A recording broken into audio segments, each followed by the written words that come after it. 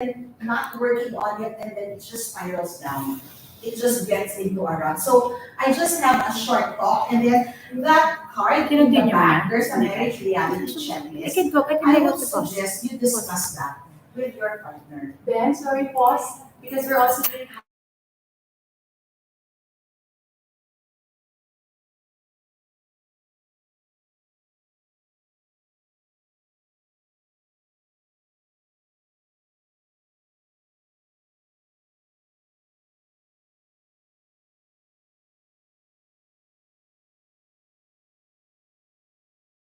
Yes. All right, so I'll introduce it. All right, so let's just do proper introduction. Hello, ladies.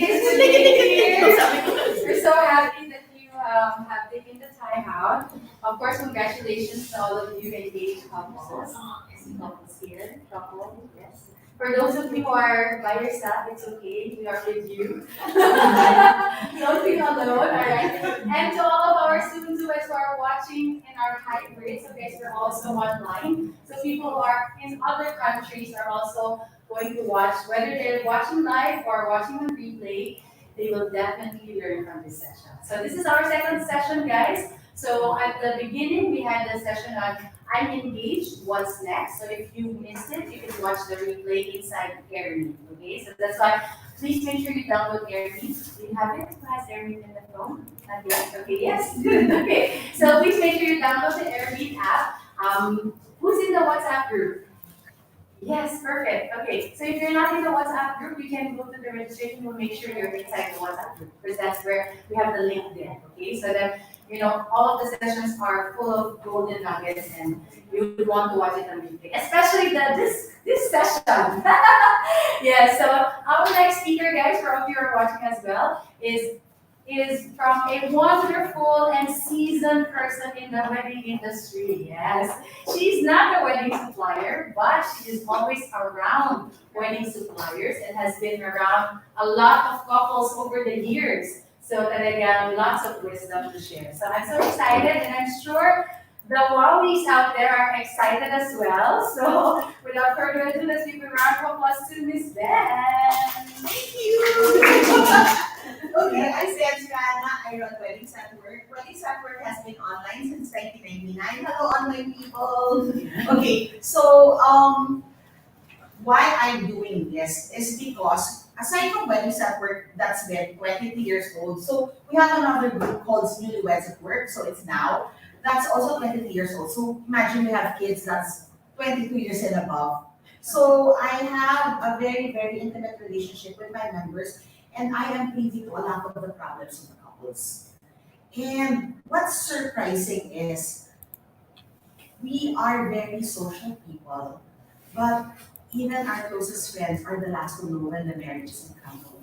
Because we rarely talk about the pains. We rarely talk about what's happening inside our home. So I want to give you I think there's just 5 pointers that are quite simple and would make a difference. First is I have a married reality checklist there. That's something nice to discuss because you need to be on board. Like, what are your takes on a lot of the issues? Your takes on a lot of the issues is going to determine the kind of relationship you'll have. There are discussions that are hindi pwedeng hindi mapag-usapan, like, do you want to have kids? If you're not going to have kids, is it absolute or is it something we can discuss along the way? And then if you're not going to shift religion, is it something that's okay with you? Or is it something that every time you go to mass alone, it's something you resent your partner from about? If it is something you resent them about, then you have to really talk about it before, not after. Because small things that makes you unhappy grows to be a resentment in the end. So if it's something that you've discussed from the beginning, it's easy to just rediscuss it. If you're in a partnership, it's really no topic is not solvable. So the first thing I want to tell you is submit to your spouse. Because when you submit to your spouse, you will realize that you have a larger voice in the marriage. I have met a lot of strong women who would not think they would want to submit to their husband. But do not take that as literally just following. When you submit to your husband because the husband is the person who will lead the marriage, and when you listen to them, they are, even when you are opposed their decision, it is them who's going to carry the burden of the result. So if it's wrong, please be the last person to say I told you so. Please be the last person to say, please be the last person that he will be scared of coming home to. Because if it's safe for him to make a mistake, he will be able to do greater things.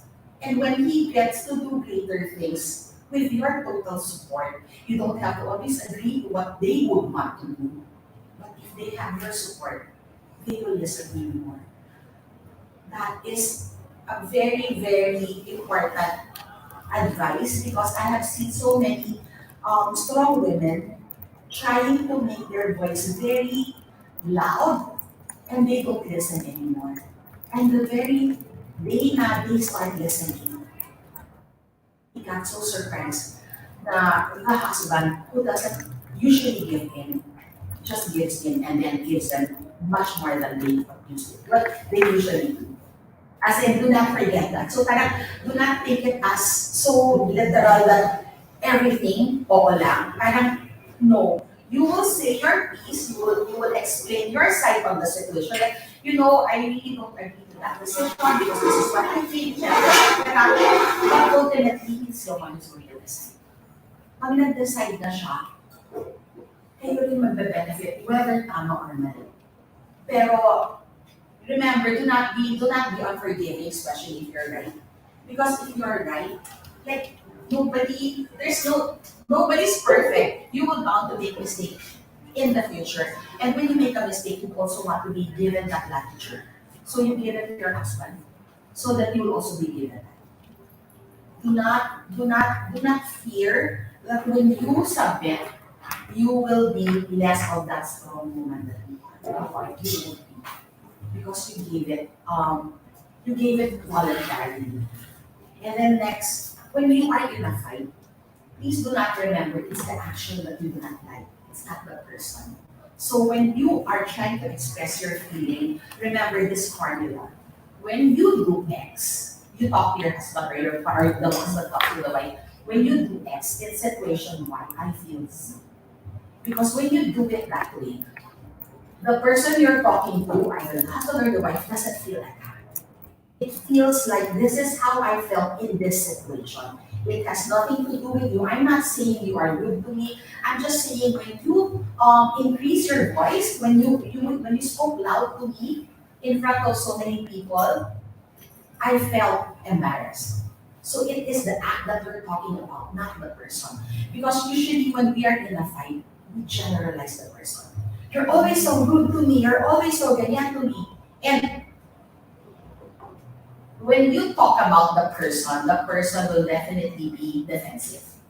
So when you talk to each other, always talk about what happened, not about the personality of the person. When you do X in situation Y, I feel Z. So that's the formula for trying to express how you are feeling in a particular situation. And for your marriage to not go in a crisis mode, save trust points. What are trust points?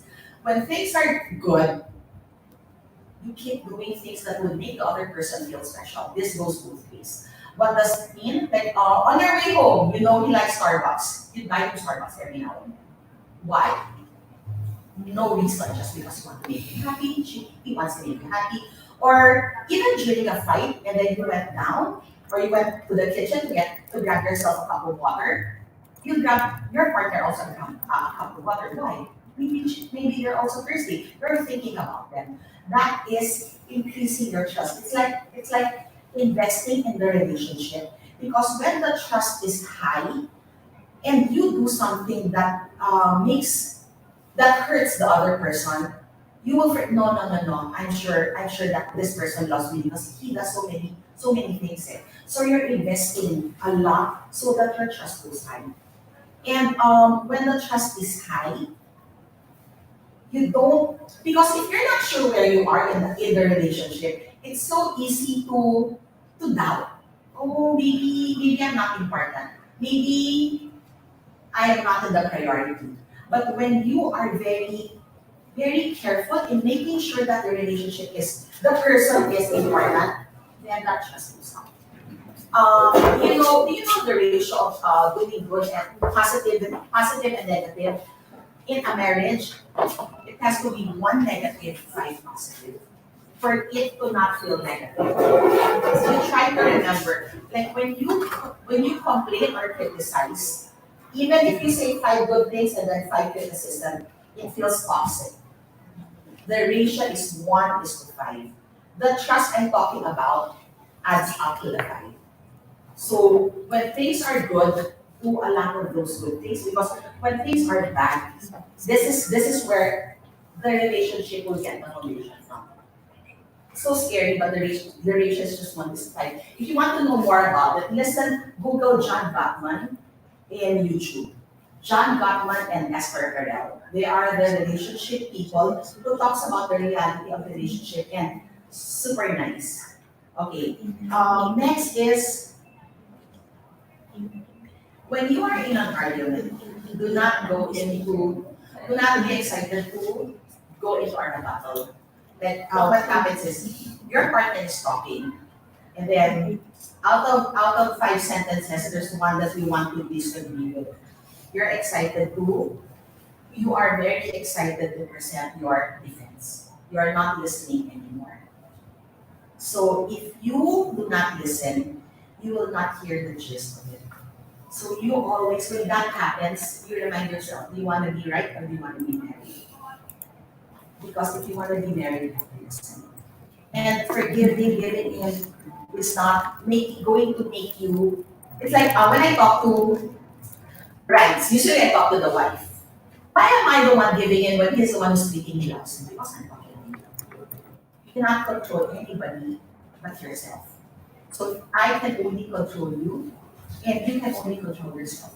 You can't do anything that will make him do this and do that. So if you do not change, he will not change. How will he change? When you change. You will be so surprised how much part of the problem we personally are. Because we usually think when I talk to the wife, they would usually think they have been giving in too much, they have been such a martyr, they have been so nice, not realizing half of the problem is also here. I have that ability of extracting it because they know if you find a person who is for the relationship, go to that person when you are in trouble. Because if you go to your friends, you will get accounting. You will get support. And support is not what you want. What you want is somebody who's an ally of the marriage. If you talk to somebody who is going to be on your side, then you just talk to the mirror. Because if you just get support for your side, you will not get to understand the other side, right? So go to somebody who can defend your husband or your wife to you so that you will understand. If you want to understand the problem, go to the person concerned. If you want support, go to your Facebook. You just post whatever it is, and then everybody will be on your side. But they don't know everything. So you ask yourself, what is it that I want? Do I want sympathy? Do I want support? Or do I want my marriage fixed? That that is a very important question. So who do you go to? Make sure you go to, like I have a friend who's a psychologist. They are a group of type A women. There are five of them in their office. And out of the five, when they started the office, I think at the end, only one remained married. All the rest got separated. Why? Because they would go to the office, they would talk to each other. My husband did this last night. Oh, no, no, no, my husband cannot do that to me. So how does she feel? She comes home she goes to the office upset. She gets home mad. See? Why? Because they are good friends. So they got each other's back, they forgot to take care of the marriage. So not because you get to hear what you want to hear, you are in good hands. No. You have to go with people who would protect the marriage, who would want your marriage to win, not just for you to win. Okay, and then my last is nothing in your marriage will just happen. This is my most common problem sa marriage. It is not bad, but it's just not good. And they are usually people who do not want to confront. The little issue, they will just let it pass. And then letting it pass, you felt when you let something pass, you feel like you're giving something. And because you're giving something, you're expecting so much. Like, I didn't complain about this, I didn't complain about this. But you were expecting. Silently you were expecting because you expect to be, how do you call it? You expect to be or you expect yourself, you think of yourself higher because you're the one giving it, but you're not. And then you expect things to just happen. Do not. Because if it's going to happen, it already happened. You have to work on your relationship because super tiny effort goes a very, very long way. You know that I have so many friends are who have whatever it is that goes their way, no matter how big their problem is, as long as they have a good marriage, it's not a big deal. Because support is everything to us. So I don't know if any of those make sense, but these are the things people usually tell you that these are the things that many people will tell you. So I would want to tell you so that you start your marriage, right? Because you will be so surprised how easy is it for a marriage to just go to run. You have to make an effort to make a marriage work, just as you do your job and your business. And when your marriage is good, even if your job and business is not good, you're gonna do it here. If your marriage is not good, if your job and your business are doing good, your life will be still be managed. So super important to take care of your marriage and it's not hard. Just make sure you always treat your partner with respect and do not forget. Okay, this is one of the common problems. If I'm late, it's circumstantial because it's traffic, I can do a very important meeting or a very important phone call. But if it's your partner who's late, it's a character flaw. That's one of our common problems. If it's us, we're excused. If it's the other party, no, that's person's ano. He's really not a good person. Okay? Thank you. Hope you learned something.